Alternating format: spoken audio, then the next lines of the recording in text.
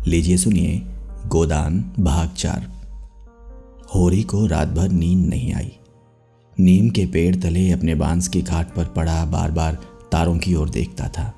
गाय के लिए नांद गाड़नी है, बैलों से अलग उसकी नांद रहे तो अच्छा।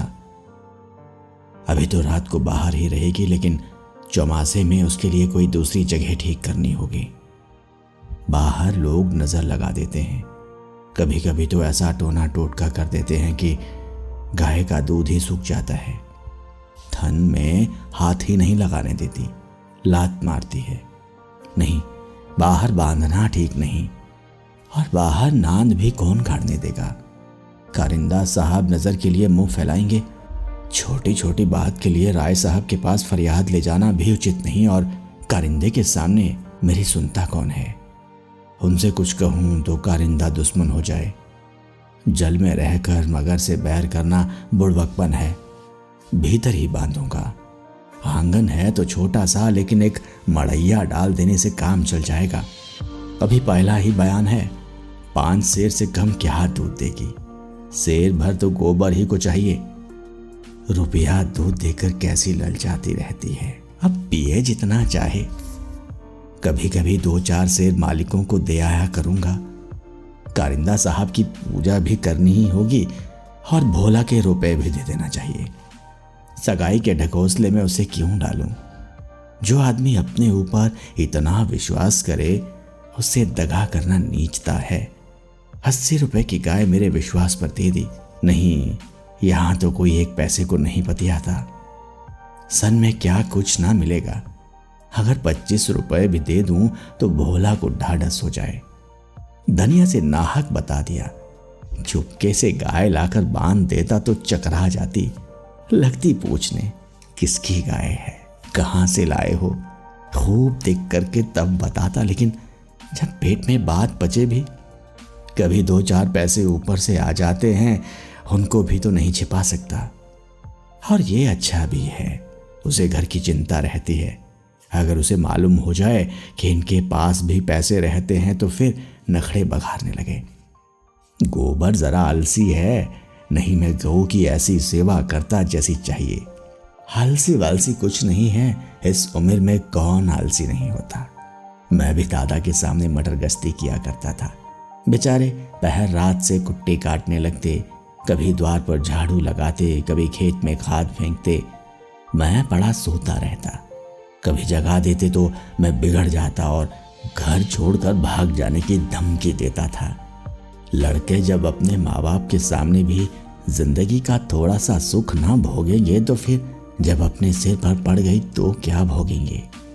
दादा के मरते ही क्या मैंने घर नहीं संभाल लिया। सारा गांव यही कहता था कि होरी घर बर्बाद कर देगा, लेकिन सिर पर बोझ पड़ते ही मैंने ऐसा चोला बदला कि लोग देखते रह गए।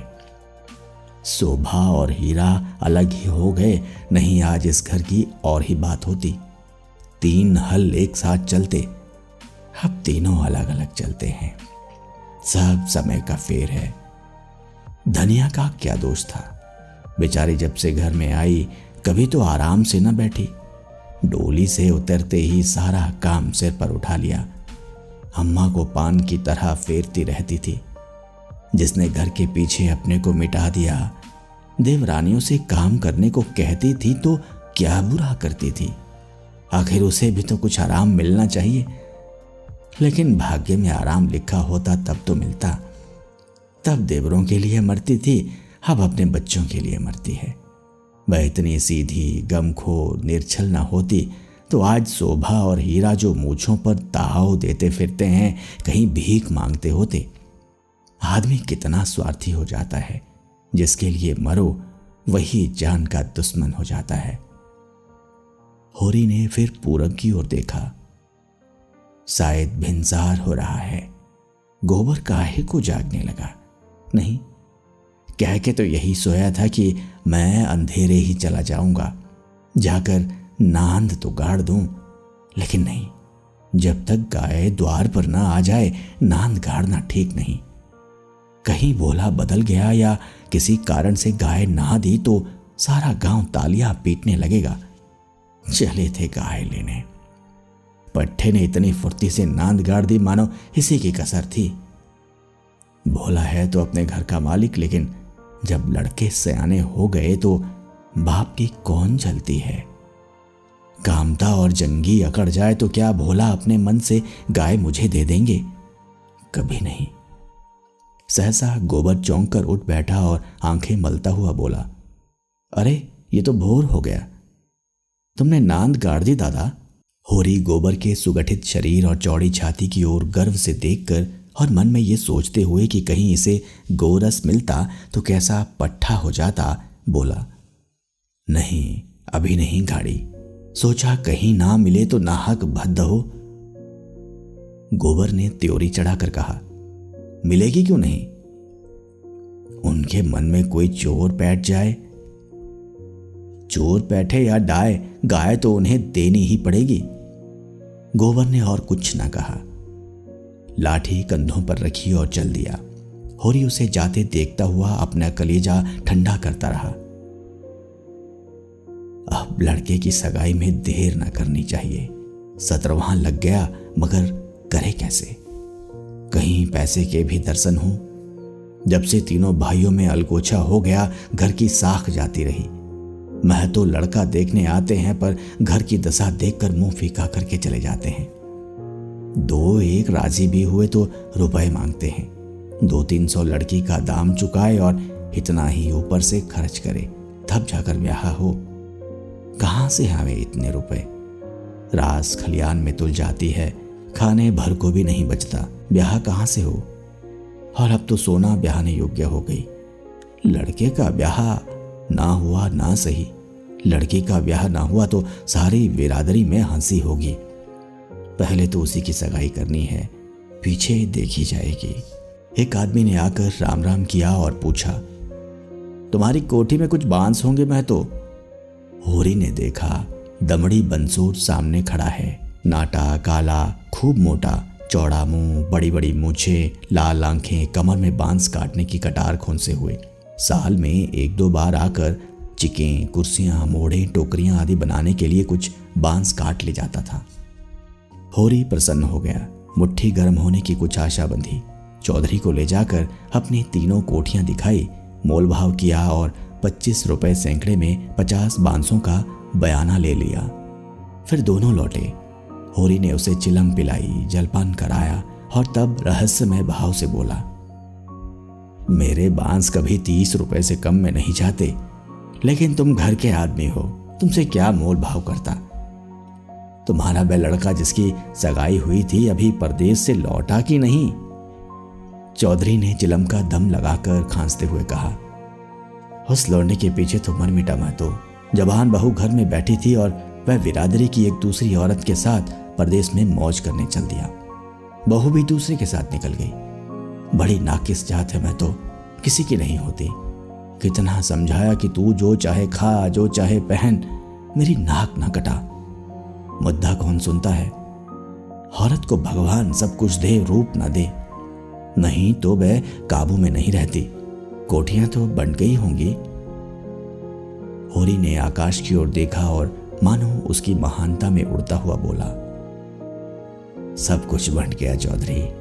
जिनको लड़कों की तरह पाला पोसा वह अब बराबर के हिस्सेदार हैं, लेकिन भाई का हिस्सा खाने की अपनी नीयत नहीं है। इधर तुमसे रुपए मिलेंगे, उधर दोनों भाइयों को बांट दूंगा। 4 दिन की जिंदगी में क्यों किसी से छल कपट करूं? नहीं कह दूं कि 20 रुपए सैकड़े में बेचे हैं तो उन्हें क्या पता लगेगा? तुम उनसे कहने थोड़े ही जाओगे। तुम्हें तो मैंने बराबर अपना भाई समझा है। व्यवहार में हम भाई के अर्थ का कितना ही दुरुपयोग करें, लेकिन उसकी भावना में जो पवित्रता है वह हमारी कालिमा से कभी मलिन नहीं होती। होरी ने अप्रत्यक्ष रूप से यह प्रस्ताव करके चौधरी के मुंह की ओर देखा कि वह स्वीकार करता है या नहीं। उसके मुख पर कुछ ऐसा मिथ्य विनीत भाव प्रकट हुआ जो भिक्षा मांगते समय मोटे भिक्षुकों पर आ जाता है। चौधरी ने होरी का आसन पाकर चाबुक जमाया। हमारा तुम्हारा पुराना भाईचारा है महतो, ऐसी बात है भला, लेकिन बात यह है कि ईमान आदमी बेचता है तो किसी लालच से। 20 रुपए नहीं, मैं 15 रुपए कहूंगा, लेकिन जो 20 रुपए के दाम लो। होरी ने खिसिया कर कहा, तुम तो चौधरी अंधेर करते हो। 20 रुपए में कहीं ऐसे बांस जाते हैं?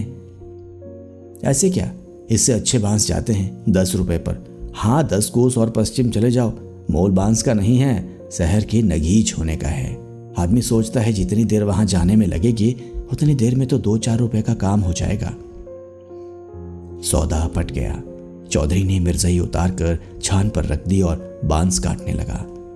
ऊख की सिंचाई हो रही थी। हीरा बहू कलेवा लेकर कुएं पर जा रही थी। चौधरी को बांस काटते देखकर घूंघट के अंदर से बोली, कौन बांस काटता है? यहां बांस ना कटेंगे। चौधरी ने हाथ रोककर कहा, बांस मोल लिए हैं, 15 रुपए सैकड़ों का बयान हुआ है, सेंत में नहीं काट रहे हैं। हीरा बहू अपने घर की मालकिन थी। उसी के विद्रोह से भाइयों में अलगोछा हुआ था। धनिया को परास्त करके शेर हो गई थी। हीरा कभी कभी उसे पीटता था। अभी हाल ही में इतना मारा था कि वह कई दिन तक खाट से न उठ सकी, लेकिन अपना पदाधिकार वह किसी तरह न छोड़ती थी।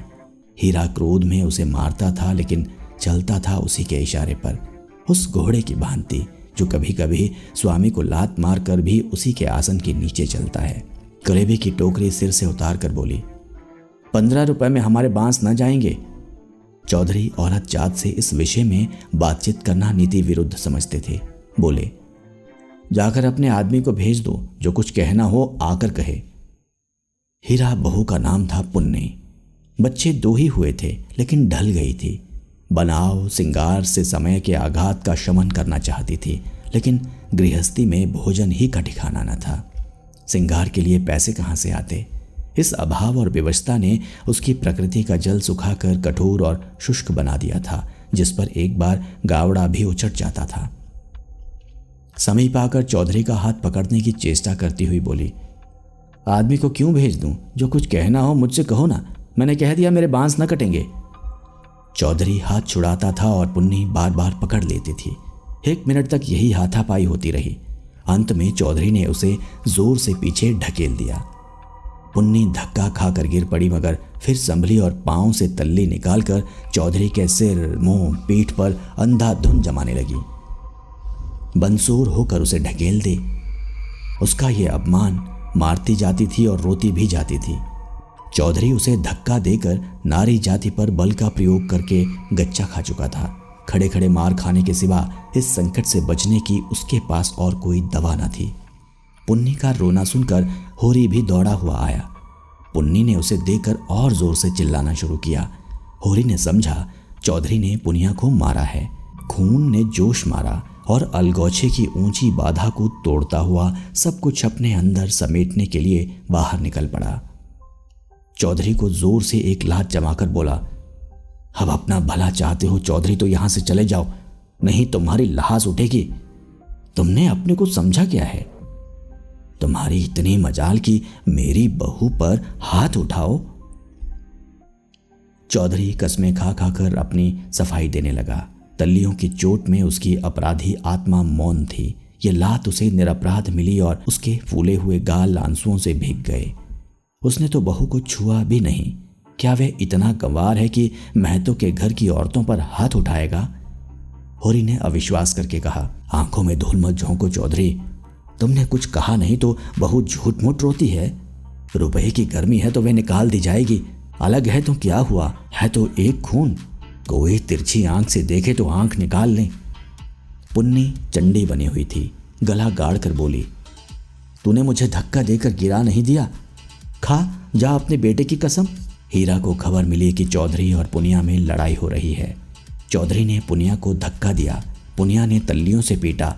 उसने पूर्व वहीं छोड़ा और औंगी लिए घटनास्थल की ओर चला। गांव में अपने क्रोध के लिए प्रसिद्ध था।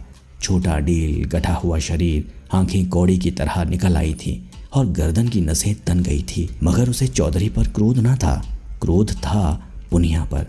वह क्यों चौधरी से लड़ी? क्यों उसकी इज्जत मिट्टी में मिला दी? बंसोर से लड़ने झगड़ने का उसे क्या प्रयोजन था? उसे जाकर हीरा से समाचार कह देना चाहिए था। हीरा जैसा उचित समझता करता। वह उससे लड़ने क्यों गई? उसका बस होता तो वह पुनिया को पर्दे में रखता। पुनिया किसी बड़े से मुंह खोलकर बातें करें, ये उसे असहाय था। वह खुद जितना उदंड था, पुनिया को उतना ही शांत रखना चाहता था। जब भैया ने 15 रुपए में सौदा कर लिया तो ये बीच में कूदने वाली कौन। आते ही उसने पुन्नी का हाथ पकड़ लिया और घसीटता हुआ अलग ले जाकर लगा लातें जमाने। हरामजादी, तू हमारी नाक कटाने पर लगी हुई है। तू छोटे छोटे आदमियों से लड़ती फिरती है। किसकी पगड़ी नीची होती है बता। एक लात और जमा कर। हम तो वहां कलेव की बात देख रहे हैं, तू यहाँ लड़ाई ठाने बैठी है। इतनी बेशर्मी, आंखों का पानी ऐसा गिर गया, खोद कर गाड़ दूंगा। पुन्नी हाय हाय करती जाती थी और कोसती जाती थी। तेरी मिट्टी उठे, तुझे हैजा हो जाए, तुझे मरी आवे, देवी मैया तुझे लील जाए, तुझे इन्फ्लुएंजा हो जाए, भगवान करे तू कोड़ी हो जाए, हाथ पांव कट कर गिरे। और गालियां तो हीरा खड़ा खड़ा सुनता रहा, लेकिन यह पिछली गाली उसे लग गई। हैजा मरी आदि में कोई विशेष कष्ट न था। इधर बीमार पड़े, उधर विदा हो गए। लेकिन कोड़, ये घिनौनी मौत और उससे भी घिनौना जीवन। वह तिलमिला उठा, दांत पीसता हुआ पुनिया पर झपटा और झोटे पकड़कर फिर उसका सिर जमीन पर रगड़ता हुआ बोला, हाथ पांव कटकर गिर जाएंगे तो मैं तुझे लेकर चाटूंगा। तू ही मेरे बाल बच्चों को पालेगी हैं? तू ही इतनी बड़ी गिरस्ती चलाएगी? तू तो दूसरा भतार करके किनारे खड़ी हो जाएगी। चौधरी को पुनिया की इस दुर्गति पर दया आ गई। हीरा को उदारतापूर्वक समझाने लगा, हीरा महतो अब जाने दो, बहुत हुआ। क्या हुआ, बहू ने मुझे मारा, मैं तो छोटा नहीं हो गया। धन्य भाग्य भगवान ने यह दिन तो दिखाया। हीरा ने चौधरी को डांटा, तुम चुप रहो चौधरी, नहीं मेरे क्रोध में पड़ जाओगे तो बुरा होगा। औरत जात इसी तरह बहकती है। आज को तुमसे लड़ गई, कल को दूसरों से लड़ जाएगी। तुम भले मानुसो हंसकर टाल गए, दूसरा तो बर्दाश्त न करेगा। कहीं उसने भी हाथ छोड़ दिया तो कितनी आबरू रह जाएगी बताओ। इस ख्याल ने उसके क्रोध को फिर भड़काया। लपका था कि होरी ने दौड़कर पकड़ लिया और उसे पीछे हटाते हुए बोला, अरे हो तो गया, देख तो लिया दुनिया ने कि बड़े बहादुर हो। अब क्या उसे पीस कर पी जाओगे। हीरा अब भी बड़े भाई का अदब करता था, सीधे सीधे ना लड़ता था। चाहता तो एक झटके में अपना हाथ छुड़ा लेता, लेकिन इतनी बेअदबी ना कर सका। चौधरी की ओर देखकर बोला, अब खड़े खड़े क्या ताकते हो, जाकर अपने बांस काटो। मैंने सही कर दिया, 15 रुपए सैकड़े में तय है। कहाँ तो पुन्नी रो रही थी, कहाँ झमक कर उठी और अपना सिर पीट कर बोली, लगा दे घर में आग, मुझे क्या करना है। भाग फूट गया कि तुझ जैसे कसाई के पाले पड़ी, लगा दे घर में आग। उसने कलेऊ की टोकरी वहीं छोड़ दी और घर की ओर चली। हीरा गरजा, वहां कहाँ जाती है, चल कुएं पर, नहीं खून पी जाऊंगा। पुनिया के पांव रुक गए। इस नाटक का दूसरा अंक न खेलना चाहती थी।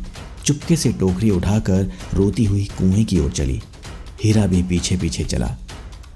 होरी ने कहा, अब फिर मार धाड़ ना करना, इससे औरत बेशरम हो जाती है। धनिया ने द्वार पर आकर हांक लगाई, तुम वहां खड़े खड़े क्या तमाशा देख रहे हो? कोई तुम्हारी सुनता भी है कि यूं ही शिक्षा दे रहे हो? उस दिन इसी बहू ने तुम्हें घूंघट की आड़ में दाढ़ीदार कहा था, भूल गए? बहुरिया होकर पराए मर्दों से लड़ेगी तो डांटी न जाएगी। होरी द्वार पर आकर नटखटपन के साथ बोला, और जो मैं इसी तरह तुझे मारूं? क्या कभी मारा नहीं है जो मारने की साध बनी हुई है? इतनी बेदर्दी से मारता तो तू घर छोड़कर भाग जाती। पुनिया बड़ी गमखोर है। ओहो, ऐसे ही तो बड़े दर्द वाले हो, अभी तक मार का दाग बना हुआ है। हीरा मारता है तो दुलारता भी है, तुमने खाली मारना सीखा, दुलार करना सीखा ही नहीं। मैं ही ऐसी हूं कि तुम्हारे साथ निभाा हुआ। अच्छा रहने दे, बहुत अपना बखान न कर। तू ही रूठ रूठ नहर भागती थी, जब महीनों खुशामत करता था तब जाकर आती थी। जब अपने गरज सताती थी तब मनाने जाते थे लाला, मेरे दुलार से नहीं जाते थे। इसी से तो मैं सबसे तेरा बखान करता हूँ। वैवाहिक जीवन के प्रभात में लालसा अपने गुलाबी मादकता के साथ उदय होती है और हृदय के सारे आकाश को अपने माधुर्य की सुनहरी किरणों से रंजित कर देती है। फिर मध्याह्न का प्रखर ताप आता है, क्षण क्षण पर बगुले उठते हैं और पृथ्वी कांपने लगती है। लालसा का सुनहरा आवरण हट जाता है और वास्तविकता अपने नग्न रूप में सामने आ खड़ी होती है। उसके बाद विश्राममय संध्या आती है, शीतल और शांत। जब हम थके हुए पथिकों की भांति दिन भर की यात्रा का वृत्तांत करते और सुनते हैं तटस्थ भाव से, मानो हम किसी ऊंचे शिखर पर जा बैठे हैं जहां नीचे का जनरव हम तक नहीं पहुंचता। धनिया ने आंखों में रस भरकर कहा, चलो चलो बड़े बखान करने वाले, जरा सा कोई काम बिगड़ जाए तो गर्दन पर सवार हो जाते हो। होरी ने मीठे उलाहने के साथ कहा, ले अब यही तेरी बेइंसाफी मुझे अच्छी नहीं लगती धनिया। भोला से पूछ मैंने उनसे तेरे बारे में क्या कहा था। धनिया ने बात बदलकर कहा, देखो गोबर गाय लेकर आता है कि खाली हाथ। चौधरी ने पसीने में लथपथ आकर कहा, मैं तो चलकर बांस गिन लो, कल ठेला लाकर उठा ले जाऊंगा। होरी ने बांस गिनने की जरूरत न समझी। चौधरी ऐसा आदमी नहीं है, फिर एक आध बांस वैसी काट ही लेगा तू क्या, रोज ही तो मंगनी बांस कटते रहते हैं। सहालगों में तो मंडप बनाने के लिए लोग दर्जनों बांस काट ले जाते हैं। चौधरी ने 7.5 रुपए निकालकर उसके हाथ में रख दिए। होरी ने गिनकर कहा, और निकालो, हिसाब के 2.5 और होते हैं। चौधरी ने बेमुरावती से कहा, 15 रुपए में तय हुए हैं कि नहीं? 15 रुपए में नहीं, 20 रुपए में। हीरा महतो ने तुम्हारे सामने 15 रुपए कहे थे, कहो तो बुला लाऊं। तय तो 20 रुपए में हुए थे चौधरी, अब तुम्हारी जीत है, जो चाहो कहो। 2.5 रुपए निकलते हैं, तुम 2 ही दे दो। मगर चौधरी कच्ची गोलियां ना खेला था। अब उसे किसका डर? होरी के मुंह में तो ताला पड़ा हुआ था, क्या कहे, माथा ठोंक रहा था। बस इतना बोला, ये अच्छी बात नहीं चौधरी, 2 रुपए दबाकर राजा ना हो जाओगे। चौधरी तीक्ष्ण स्वर में बोला, और तुम क्या भाइयों के थोड़े से पैसे दबाकर राजा हो जाओगे? 2.5 रुपए पर अपना ईमान बिगाड़ रहे थे, उस पर मुझे उपदेश देते हो। अभी पर्दा खोल दूं तो सिर नीचा हो जाए। होरी पर जैसे सैकड़ों जूते पड़ गए। चौधरी तो रुपए सामने जमीन पर रखकर चला गया, पर वह नीम के नीचे बैठा बड़ी देर तक पछताता रहा। वह कितना लोभी और स्वार्थी है, इसका उसे आज पता चला।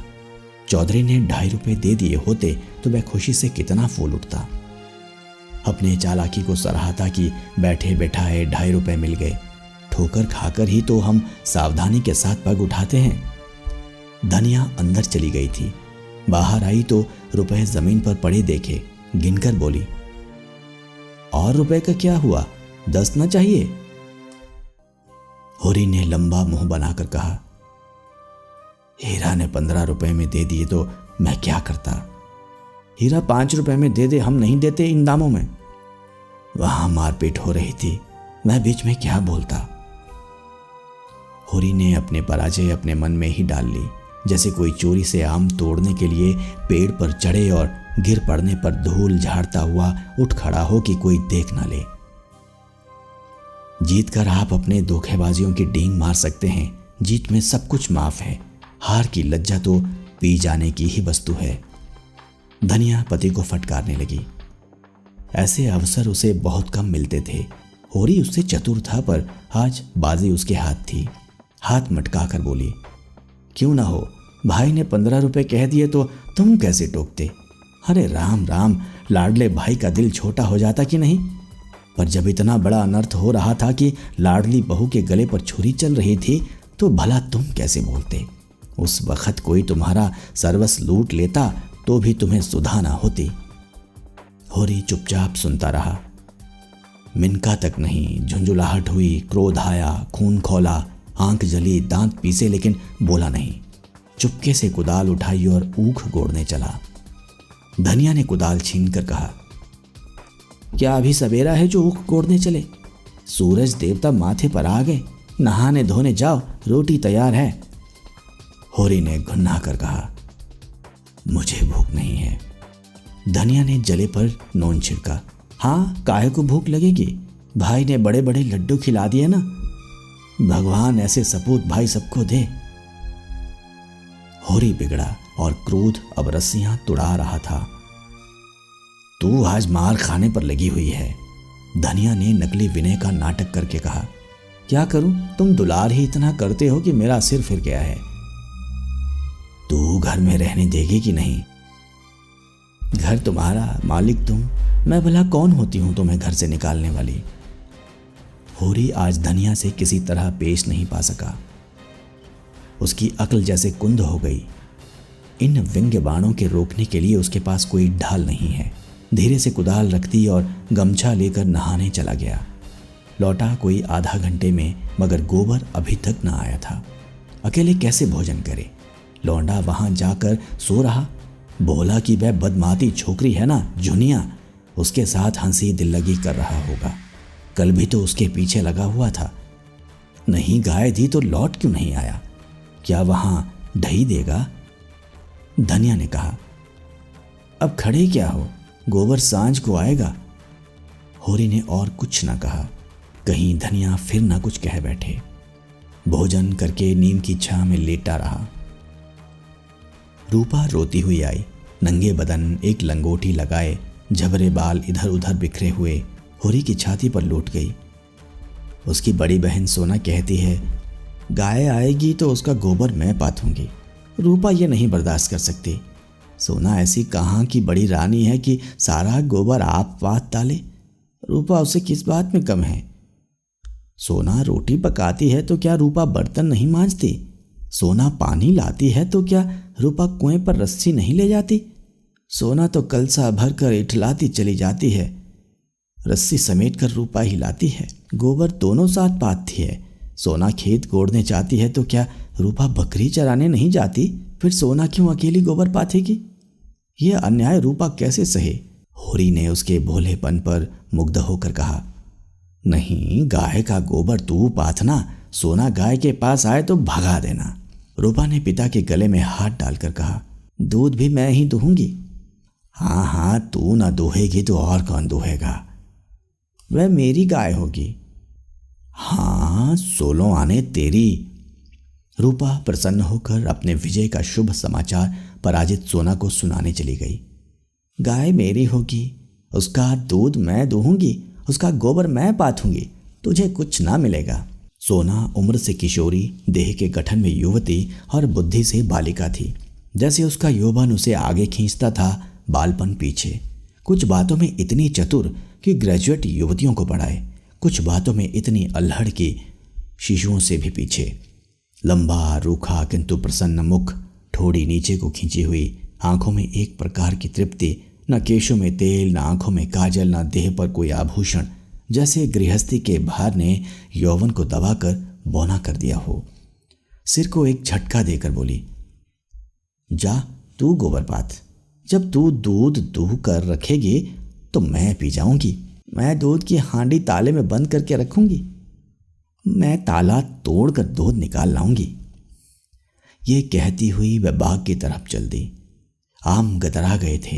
हवा के झोंकों से एक आध जमीन पर गिर पड़ते थे।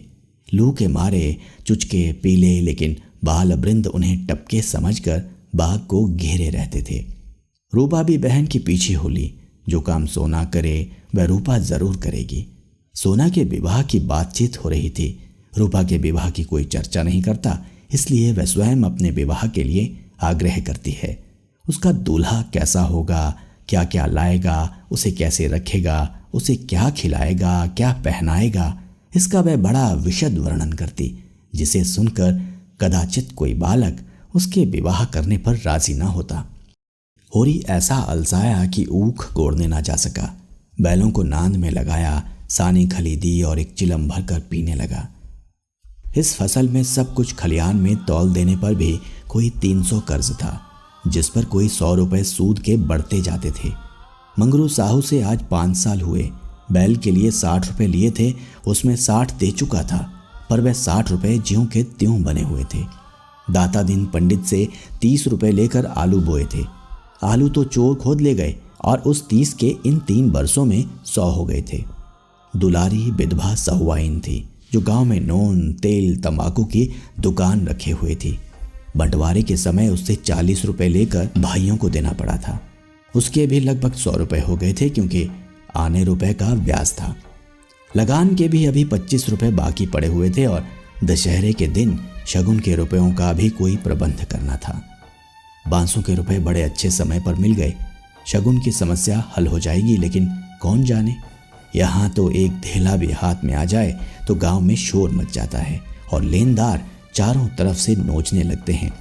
ये 5 रुपए तो वह शगुन में देगा, चाहे कुछ हो जाए। मगर अभी जिंदगी के दो बड़े बड़े काम सिर पर सवार थे, गोबर और सोना का विवाह। बहुत हाथ बांधने पर भी 300 से कम खर्च ना होंगे। ये 300 किसके घर से आएंगे? कितना चाहता है किसी से एक पैसा कर्ज न ले, जिसका आता हो उसका पाई पाई चुका दे, लेकिन हर तरह का कष्ट उठाने पर भी गला नहीं छोड़ता। इसी तरह सूद बढ़ता जाएगा और एक दिन उसका घर द्वार सब नीलाम हो जाएगा। उसके बाल बच्चे निराश्रय होकर भीख मांगते फिरेंगे। होरी जब काम धंधों से छुट्टी पाकर चिलम पीने लगता था तो ये चिंता एक काली दीवार की भांति चारों ओर से घेर लेती थी, जिसमें से निकलने की उसे कोई गली न सूझती थी। अगर संतोष था तो यही कि यह विपत्ति अकेले उसी के सिर न थी, प्रायः सभी किसानों का यही हाल था। अधिकांश की दशा तो इससे भी बदतर थी। शोभा और हीरा को उससे अलग हुए अभी कुल 3 साल हुए थे, मगर दोनों पर 400 का बोझ लद गया था। झिंगुर 2 हल की खेती करता था, उस पर 1000 से कुछ वैसी ही देना है। जियावन महतो के घर भिखारी भीख भी नहीं पाता, लेकिन कर्जे का कोई ठिकाना नहीं। यहाँ कौन बचा है? सहसा सोना और रूपा दोनों दौड़ी हुई आई और एक साथ बोली, भैया गाय ला रहे हैं, आगे आगे गाय, पीछे पीछे भैया। रूपा ने पहले गोबर को आते देखा था। ये खबर सुनाने की सुर्ख रुई उसे मिलनी चाहिए थी। सोना बराबर की हिस्सेदार हुई जाती, ये उससे कैसे सहा जाता। उसने आगे बढ़कर कहा, पहले मैंने देखा था तभी दौड़ी, बहन ने तो पीछे से देखा। सोना इस दावे को स्वीकार न कर सकी, बोली, तूने भैया को कहाँ पहचाना? तू तो कहती थी कोई गाय भागी आ रही है। मैंने ही कहा भैया है। दोनों फिर बाग की तरफ दौड़ी, गाय का स्वागत करने के लिए। धनिया और होरी गाय बांधने का प्रबंध करने लगे। होरी बोला, चलो जल्दी से नांद काट दें।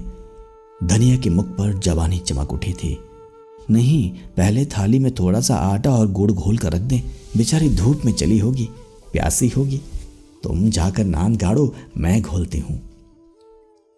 कहीं एक घंटी पड़ी थी, उसे ढूंढ लें, उसके गले में बांधेंगे। सोना कहाँ गई? सहुआइन की दुकान से थोड़ा सा काला डोरा मंगवा लो, गाय को नजर बहुत लगती है।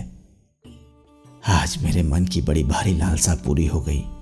धनिया अपने हार्दिक उल्लास को दबाए रखना चाहती थी। इतनी बड़ी संपदा अपने साथ कोई नई बाधा न लाए, ये शंका उसके निराश हृदय में कंपन डाल रही थी। आकाश की ओर देखकर बोली, गाय के आने का आनंद तो तब है कि उसका पौरा भी अच्छा हो। भगवान के मन की बात है, मानो वह भगवान को भी धोखा देना चाहती थी। भगवान को भी दिखाना चाहती थी कि इस गाय के आने से उसे इतना आनंद नहीं हुआ कि ईर्ष्यालु भगवान सुख का पलड़ा ऊंचा करने के लिए कोई नई विपत्ति भेज दे। वह अभी आटा घोल ही रही थी कि गोबर गाय को लिए बालकों के एक जुलूस के साथ द्वार पर आ पहुंचा। होरी दौड़कर गाय के गले से लिपट गया। धनिया ने आटा छोड़ दिया और जल्दी से एक पुरानी साड़ी का काला किनारा फाड़कर गाय के गले में बांध लिया।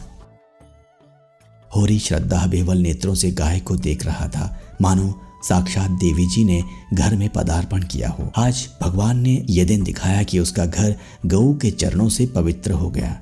ये सौभाग्य न जाने कितने पुण्य प्रताप से। धनिया ने भयातुर होकर कहा, खड़े क्या हो, आंगन में नांद गाड़ दो। आंगन में जगह कहाँ है? बहुत जगह है, मैं तो बाहर ही गाड़ता हूँ। पागल न बनो, गांव का हाल जानकर भी अनजान बनते हो। अरे बित्ते भर के आंगन में गाय कहाँ बांधोगी भाई? जो बात नहीं जानते उसमें टांग मत अड़ाया करो। संसार भर की विद्या तुम ही नहीं पढ़े हो। होरी सचमुच आपे में न था। गऊ उसके लिए केवल भक्ति और श्रद्धा की वस्तु नहीं, सजीव संपत्ति थी। वह उससे अपने द्वार की शोभा और अपने घर का गौरव बढ़ाना चाहता था। वह चाहता था लोग गाय को द्वार पर बंधी देखकर पूछे, ये किसका घर है? लोग कहें होरी महतो का। तभी लड़की वाले भी उसकी विभूति से प्रभावित होंगे। आंगन में बंधी तो कौन देखेगा? धनिया इसके विपरीत सशंक थी। वह गाय को 7 पर्दों के अंदर छिपा कर रखना चाहती थी। अगर गाय 8 पहर कोठरी में रह सकती तो शायद वह उसे बाहर न निकलने देती। यूं हर बात में होरी की जीत होती थी। वह अपने पक्ष पर अड़ जाता था और धनिया को दबना पड़ता था। लेकिन आज धनिया के सामने होरी की एक न चली। धनिया लड़ने को तैयार हो गई। गोबर, सोना और रूपा, सारा घर होरी के पक्ष में था, पर धनिया ने अकेले सबको परास्त कर दिया। आज उसमें एक विचित्र आत्मविश्वास और होरी में एक विचित्र विनय का उदय हो गया था। मगर तमाशा कैसे रुक सकता था? गाय डोली में बैठकर तो आई न थी। कैसे संभव था कि गांव में इतनी बड़ी बात हो जाए और तमाशा न लगे? जिसने सुना सब काम छोड़कर देखने दौड़ा। ये मामूली देशी गऊ नहीं है।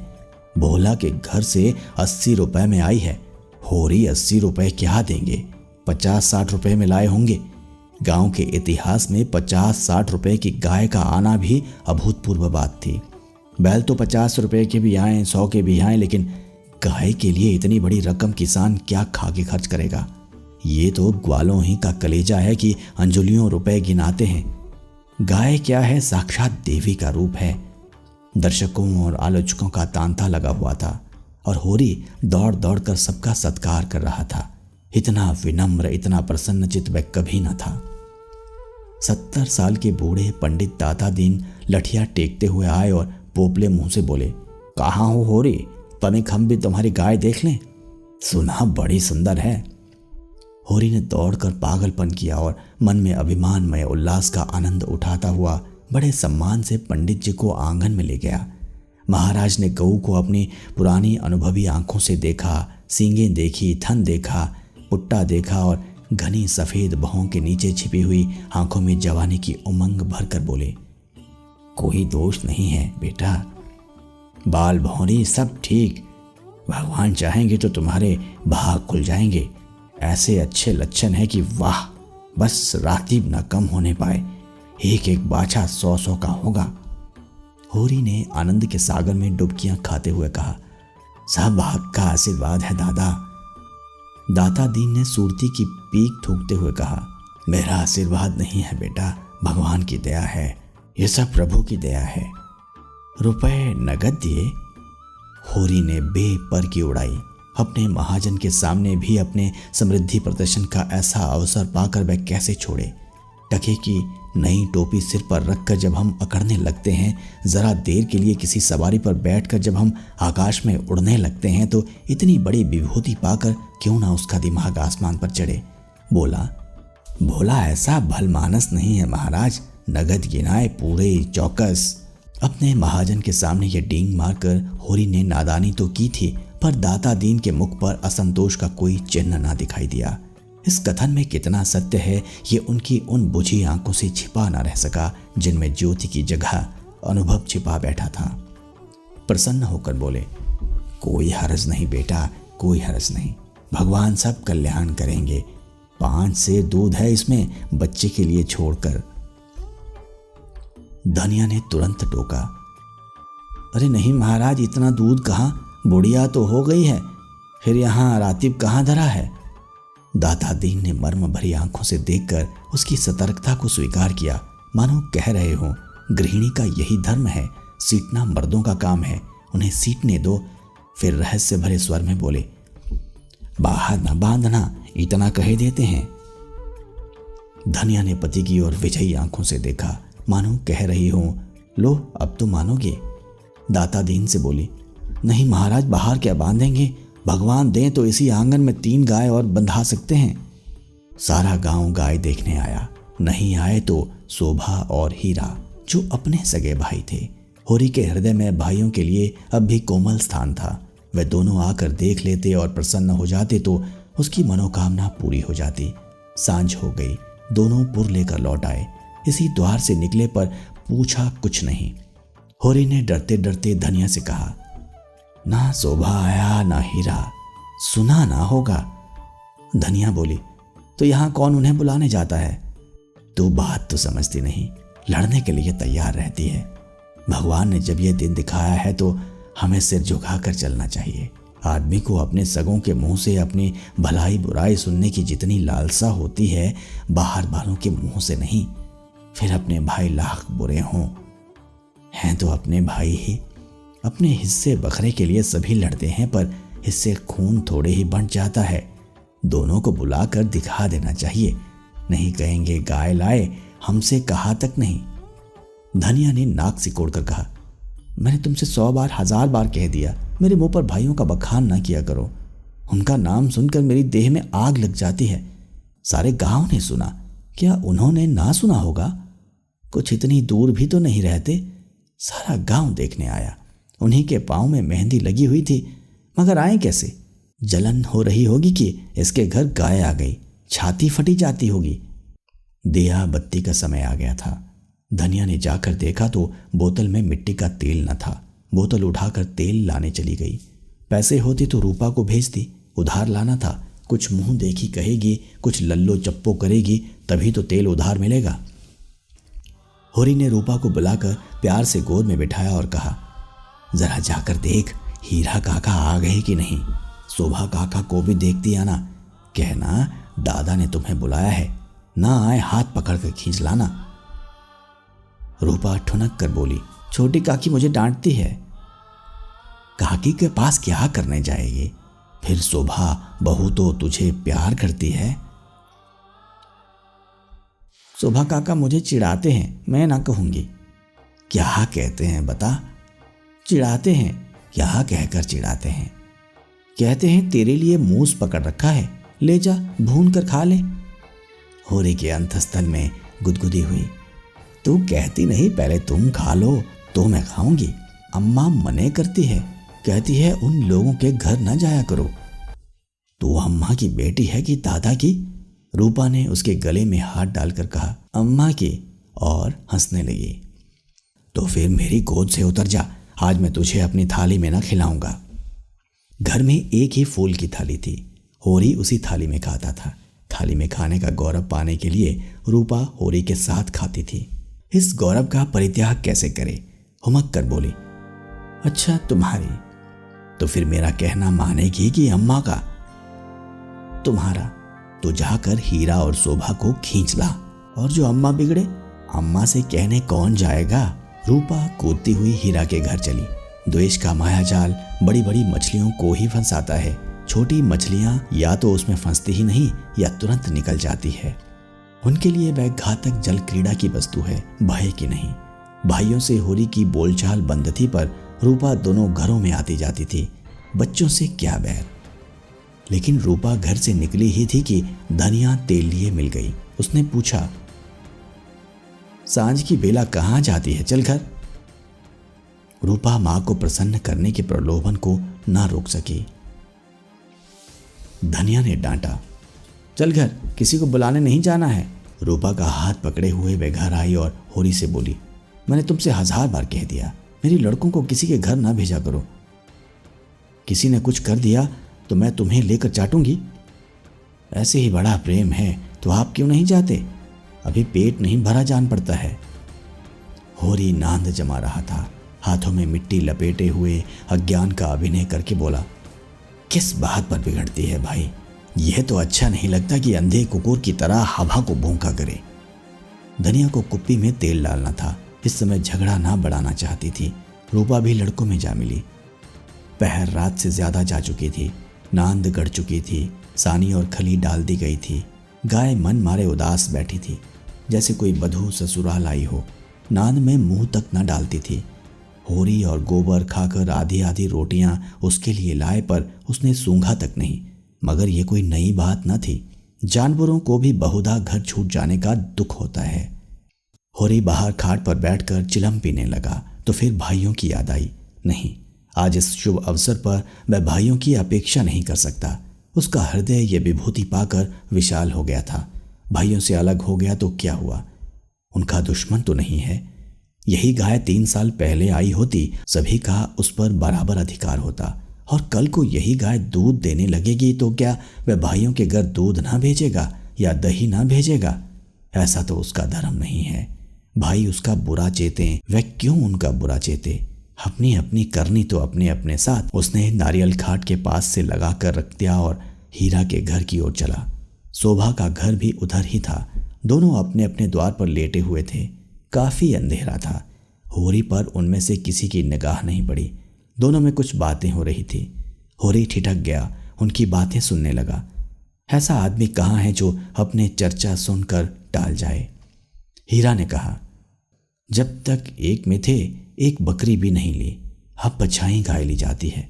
भाई का हक मारकर किसी को फलते फूलते नहीं देखा। शोभा बोला, ये तुम अन्याय कर रहे हो हीरा। भैया ने एक एक पैसे का हिसाब दे दिया था। ये मैं कभी ना मानूंगा कि उन्होंने पहले की कमाई छिपा रखी थी।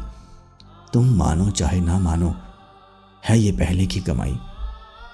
अच्छा, तो ये रुपए कहाँ से आ गए? कहाँ से हुन बरस पड़ा? उतने ही खेत तो हमारे पास भी हैं, उतनी ही उपज हमारी भी है। फिर क्यों हमारे पास कफन को कौड़ी नहीं और उनके घर नहीं गाय आती है? उधार लाए होंगे। भोला उधार देने वाला आदमी नहीं है। कुछ भी हो, गाय है बड़ी सुंदर। गोबर लिए जाता था तो मैंने रास्ते में देखा। बेईमानी का धन जैसे आता है वैसे ही जाता है। भगवान चाहेंगे तो बहुत दिन गाय घर में न रहेगी। होरी से और ना सुना गया। वह बीती बातों को विसार कर अपने हृदय में स्नेह और सौहार्द भरे भाइयों के पास आया था। इस आघात ने जैसे उसके हृदय में छेद कर दिया और वह रस भाव उसमें किसी तरह नहीं टिक रहा था। लत्ते और चीथड़े ठूंस कर अब उस प्रवाह को नहीं रोक सकता। जी में एक उबाल आया कि उसी क्षण इस आक्षेप का जवाब दें, लेकिन बात बढ़ जाने के भय से चुप रह गया। अगर उसकी नीयत साफ है तो कोई कुछ नहीं कर सकता। भगवान के सामने वह निर्दोष है। दूसरों की उसे परवाह नहीं। उल्टे पांव लौट आया और वह जला हुआ तंबाकू पीने लगा। लेकिन जैसे वह विष प्रतिक्षण उसकी धमनियों में फैलता जाता था, उसने सो जाने का प्रयास किया पर नींद न आई। बैलों के पास जाकर उन्हें सहलाने लगा। विष शांत न हुआ। दूसरी चिलम भरी, लेकिन उसमें भी कुछ रस न था। विष ने जैसे चेतना को अक्रांत कर दिया हो, जैसे नशे में चेतना एकांगी हो जाती है, जैसे फैला हुआ पानी एक दिशा में बहकर वेगवान हो जाता है, वही मनोवृत्ति उसकी हो रही थी। उसी उन्माद की दशा में वह अंदर गया। अभी द्वार खुला हुआ था। आंगन में एक किनारे चटाई पर लेटी हुई धनिया सोना से देह दबा रही थी। रूपा, जो रोज सांझ होते ही सो जाती थी, आज खड़ी गाय का मुंह सहला रही थी। होरी ने जाकर गाय को खूंटे से खोल लिया और द्वार की ओर ले चला। वह इसी वक्त गाय को भोला के घर पहुंचाने का दृढ़ निश्चय कर चुका था। इतना बड़ा कलंक सिर पर लेकर वह अब गाय को घर में नहीं रख सकता, किसी तरह नहीं। धनिया ने पूछा, कहां लिए जाते हो रात को? होरी ने एक पग बढ़ाकर कहा, ले जाता हूं भोला के घर, लौटा दूंगा। धनिया को विस्मय हुआ। उठकर सामने आ गई और बोली, लौटा क्यों दोगे? लौटाने के लिए ही लाए थे। हाँ, इसके लौटा देने में ही कुशल है। क्यों, बात क्या है? इतने अरमान से लाए और अब लौटाने जा रहे हो? क्या भोला रुपए मांगते हैं?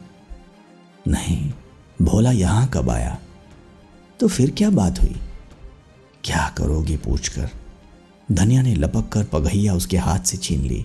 उसकी चपल बुद्धि ने जैसे उड़ती हुई चिड़िया पकड़ ली। बोली, तुम्हें भाइयों का डर हो तो जाकर उनके पैरों पर गिरो। मैं किसी से नहीं डरती। अगर हमारी बढ़ती देखकर किसी की छाती फटती है तो फट जाए, मुझे परवाह नहीं। होरी ने विनीत स्वर में कहा, धीरे धीरे बोल महारानी, कोई सुने तो कहे ये सब इतनी रात गए लड़ रहे हैं। मैं अपने कानों से क्या सुनाया हूं तो क्या जाने। यहाँ चर्चा हो रही है कि मैंने अलग होते समय रुपए दबा दिए थे और भाइयों को धोखा दिया था। यही रुपए अब निकल रहे हैं।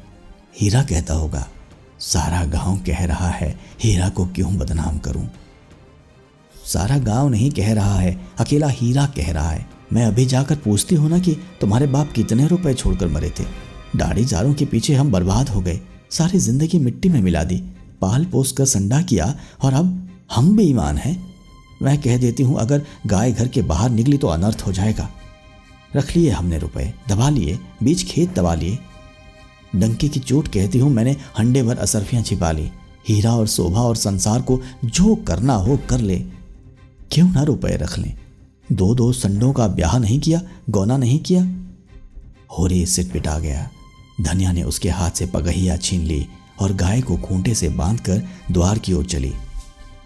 होरी ने उसे पकड़ना चाहा, पर वह बाहर जा चुकी थी। वहीं सिर थाम कर बैठ गया। बाहर उसे पकड़ने की चेष्टा करके वह कोई नाटक नहीं दिखाना चाहता था। धनिया के क्रोध को खूब जानता था। बिगड़ती है तो चंडी बन जाती है।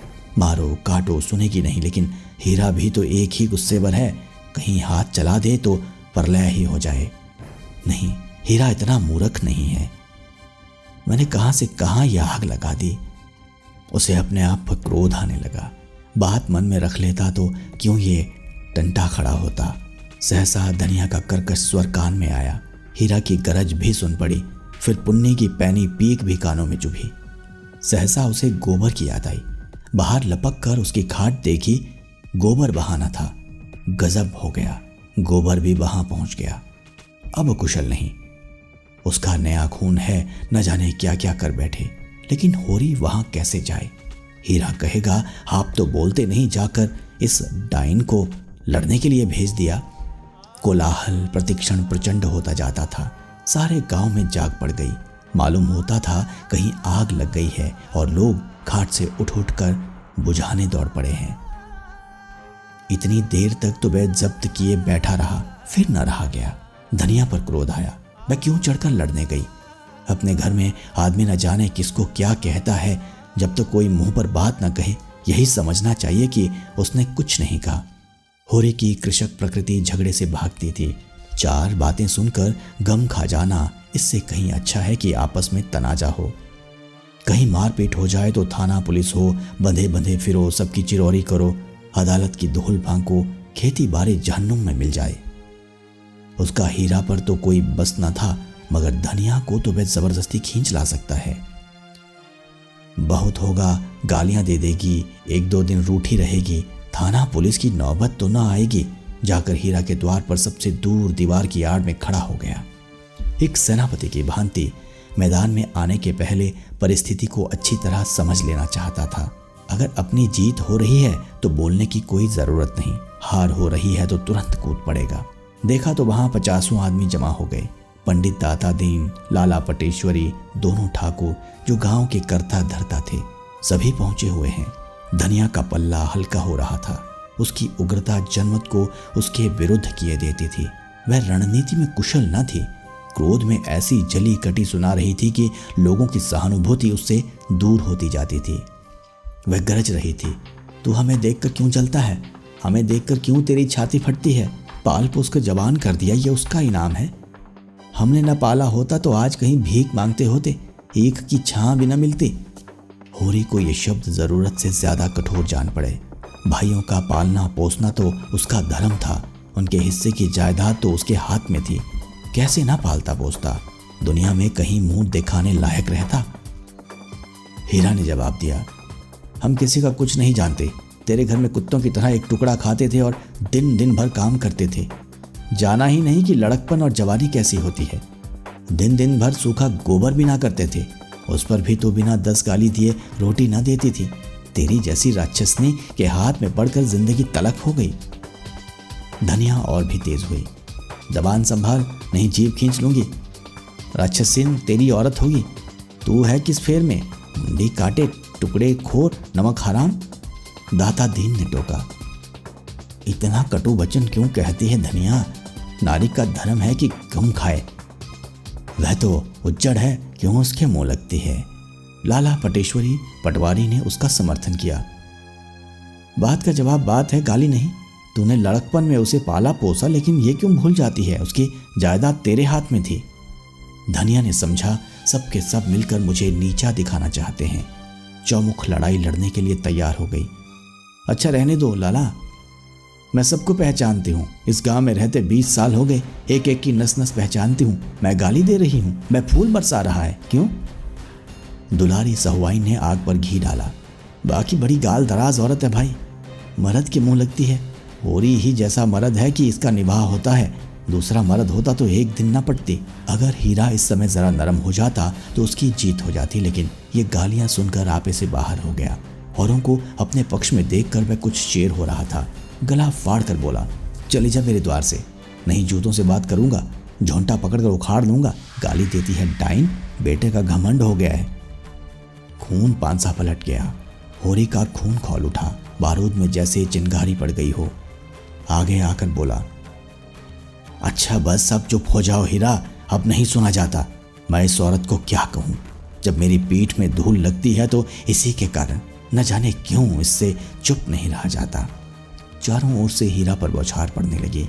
दाता दीन ने निर्लज कहा, पटेश्वरी ने गुंडा बनाया, झिंगुर सिंह ने शैतान की उपाधि दी, दुलारी सहुआइन ने कपूत कहा, एक उदंड शब्द ने धनिया का पल्ला हल्का कर दिया था। दूसरे उग्र शब्द ने हीरा को गच्चे में डाल दिया। उस पर होरी के संयत वाक्य ने रही सही कसर भी पूरी कर दी।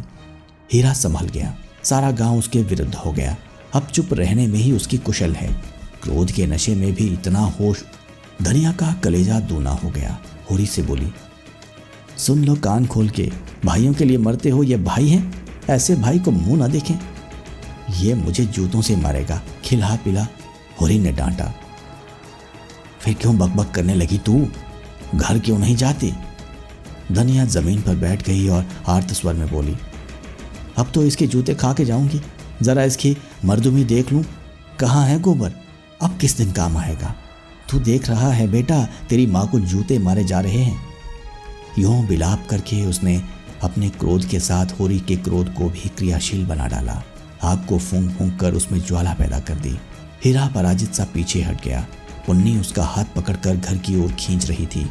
सहसा धनिया ने सिहने की भांति झपट कर हीरा को इतने जोर से धक्का दिया कि वह धम से गिर पड़ा और बोली, कहाँ जाता है? जूते मार, मार जूते, देखूं तेरी मर्दुमी।